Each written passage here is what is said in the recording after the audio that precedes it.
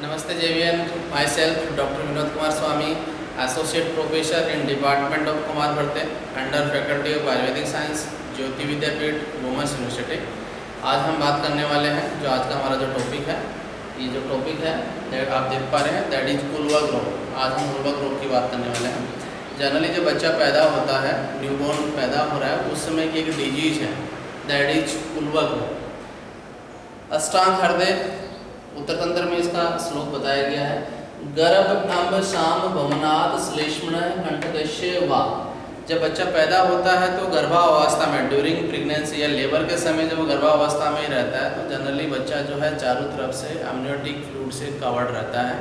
यदि वो गर्भावस्था में ही ब्रीदिंग यदि स्टार्ट कर दे किसी भी कारणवश, कई बार क्या होता है कि कुछ कंडीशंस ऐसी होती हैं जिनमें बच्चे को अंदर ही श्वसन लेने की प्रक्रिया स्टार्ट करनी पड़ जाती है, जैसे म्यूकोनियम में पास कर देता है। म्यूकोनियम पास करने से बच्चा जो है एमनियोटिक फ्लूइड को पी जाता है। ऐसी स्थिति में हमारे आचार्य क्या कह रहे हैं, गर्भ अम्ब, गर्भ का अम्ब है वही एमनियोटिक फ्लूइड है।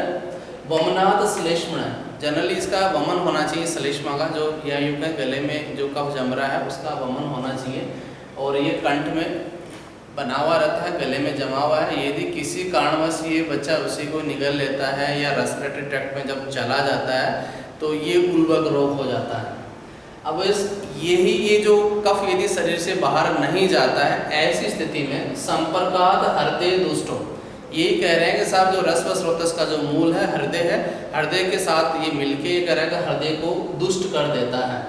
मार्गान आवरणोते रस है, तो रस व स्रोतस का जो मार्ग है एक प्रकार से ऑब्स्ट्रक्ट हो जाता है। उसी क्रम में यहाँ आगे और देखते हैं सिम्टम बच्चे में क्या क्या देखने को मिलते हैं। बद मुष्टि तत्व हो, मतलब जनरली जो बच्चा है अपनी मुट्ठियों को बांध लेता है, या यूँ के जो मसल्स है उनका एक प्रकार से कॉन्ट्रैक्शन ज़्यादा हो जाता है। मृयेत रोगे बालो अभिभूयते, बच्चा जो है इस प्रकार नज़र आता है कि अनकॉन्शियस कंडीशन है या मरे हुए बच्चे के समान पड़ा रहता है। जनरली जब बच्चा प्रॉपर ब्रीदिंग नहीं करता है, ऐसी स्थिति में बच्चा अनकॉन्शियस रहता है, वो कंडीशन यहाँ पे बताई गई है। उसके साथ में हृदय रोग, बच्चे को जो है कार्डियक डिजीज होने की संभावना है। आक्षेप, कन्वल्जन आना स्टार्ट हो जाते हैं। श्वास काश सर्दी जवराधिवी, श्वास का अर्थ है यहाँ पे ब्रीदिंग डिफिकल्टी, बच्चा जब भी श्वास लेता है तो उसको श्वास लेने में तकलीफ होती है, that is breathing difficulty, that is dyspnoea हम उसको कह सकते हैं। काश कफ है, खांसी है, तो बच्चा जो है खांसी भी करता है। और छर्दी साथ में लिखा है कि खांसने पे जनरली बच्चों में हमें देखने को मिलता है कि बच्चा बार बार वोमिटिंग भी करता रहता है। जवरादिवी, ज्वर भी आ जाता है। ज्वर इसलिए आ जाता है कि जब बच्चा ये एमनियोटिक फ्लूइड पीता है, हम उसके साथ में जो म्यूकोनियम एस्पिरेट जब कर लेता है तो वो रेस्पिरेटरी ट्रैक्ट में इन्फेक्शन पैदा कर देता है। उस इन्फेक्शन के फलस्वरूप बच्चे में फीवर डेवलप होता है। उल्वकम सहजम, इस डिजीज़ को जो है उल्वक तो हमने नाम दिया ही दिया है, साथ में सहज व्याधि बोला है आचार्य ने। जो सहज व्याधि जनरली जो होती है कि पैदा होने से पहले जो डिजीज़ रहती है उसको सहज व्याधि बोला है। जनरली वैसे मॉडर्न की तुलना करें तो हम जेनेटिक डिसऑर्डर भी मान सकते हैं, लेकिन ये जेनेटिक डिसऑर्डर तो नहीं है, लेकिन गर्भावस्था के दौरान की है। व्याधि अम्बुपूर्ण, इसको अम्बुपूर्ण नाम भी दिया। अम्बु जो क्रिया है पानी का है, और जब हमारे फेफड़ों में पानी भर जाता है या पानी पूर्ण हो जाता है तो नाम उन्होंने व्याधि अम्बुपूर्ण नाम दे दिया है। चैतम वदित, इस प्रकार की जो कंडीशन है उसको हम उल्वक कह सकते हैं, सहज व्याधि कह सकते हैं और अम्बुपूर्ण कह सकते हैं। आचार्य ने ये 3 नाम दिए हैं। यदि इन सिम्टम की हम बात करें या ये जो न्यूबॉर्न की कंडीशन है उसको आज की तारीख में जो हम एस्पिरेशन न्यूमोनिया कह सकते हैं।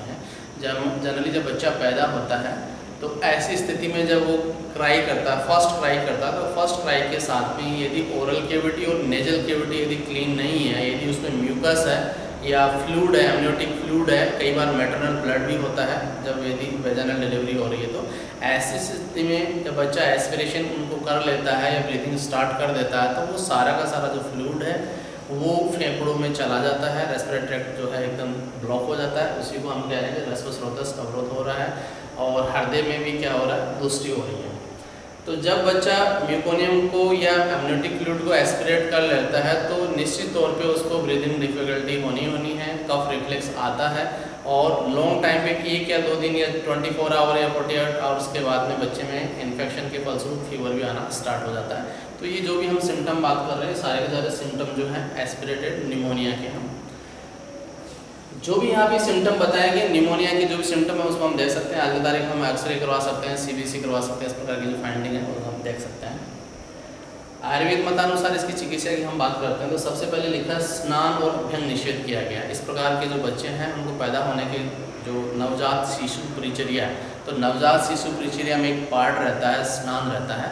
इस प्रकार के बच्चों को हम स्नान नहीं कराते हैं। और दूसरा लिखा है अभ्यंग, इस प्रकार की चीज़ें हैं वो अभ्यंग भी नहीं करना। जिस प्रकार ज्वर में भी नवज्वर में भी अभ्यंग निषेध किया गया है, वैसे ही यहाँ पे भी अभ्यंग और स्नान निषेध किया गया। क्योंकि यहाँ पे भी एक ज्वर सिम्टम है, तो हमारे आचार्य जो ज्वर की चिकित्सा है वहाँ पे भी ये बता रहा है, तो यहाँ पे भी स्नान और अभ्यंग निषेध किया गया है।